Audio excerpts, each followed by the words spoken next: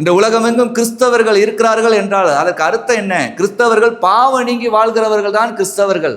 கிறிஸ்தவர்கள் என்று பெயர் வைத்துக் கொண்டால் கிறிஸ்தவர்கள் அல்ல. கிறிஸ்து என்னுடைய பாவத்துக்காக சிலுவையிலே பலியானார். இந்த விதமாக அவர் பாடுகளை ஏற்றுக்கொண்டார், காயங்களை ஏற்றுக்கொண்டார். அவர் கைகளில் அடிக்கப்பட்ட ஆணிகள் நான் செய்த பாவம், என் கைகள் செய்த பாவம், என் கால்கள் ஓடின தீமையான நோக்கத்துக்கு ஓடினதினாலே என் இயேசு கிறிஸ்து தம்முடைய கால்களிலே ஆணியை ஏற்றுக்கொண்டார். என் சிந்தை தேவையில்லாததை சிந்தித்ததினாலே என் இயேசு கிறிஸ்து என்ன பண்ணிட்டாரு? சிரசிலே முள்முடி சூடப்பட்டார் என்று அழுது தேவனிடத்தில் பாவ மன்னிப்பை கேட்டு மனம் திரும்பினவர்கள் தான் கிறிஸ்தவர்கள்.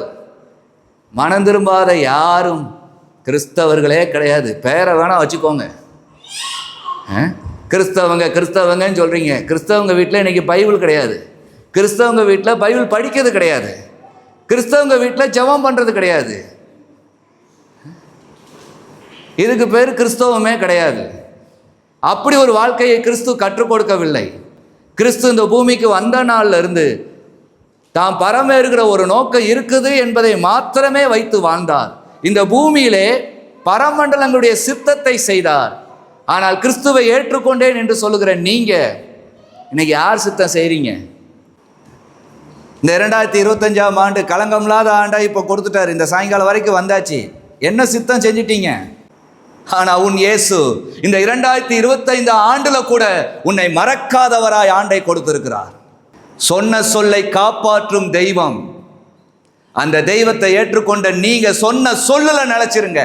இவன் சரியில்லை அவன் சரியில்லை நீங்க சொல்வதற்கு முன்னாடி நான் இந்த சொல்லை சொல்லிவிட்டேன், இதற்காக நான் வாழணும் என்று இருங்க. அதுதான் கிறிஸ்தவம். மனிதன் சரியில்லை அழிக்கலாம் என்று நினைத்தா இல்ல, நான் உண்டாக்கின மனுக்குலம் இவனுக்கு ஒரு மீட்பை தரும்படியாய் இவனுக்காக நான் பலியாகிறேன் என்று பலியான கிறிஸ்து.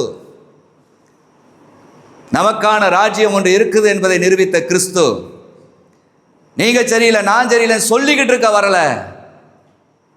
நீ எவ்வளவு சரியானுங்கிற நான் உனக்காக உன் பாவத்துக்கு பதிலாக நான் மறிச்சு காட்டேன்னு மறிச்சவர் கிறிஸ்து.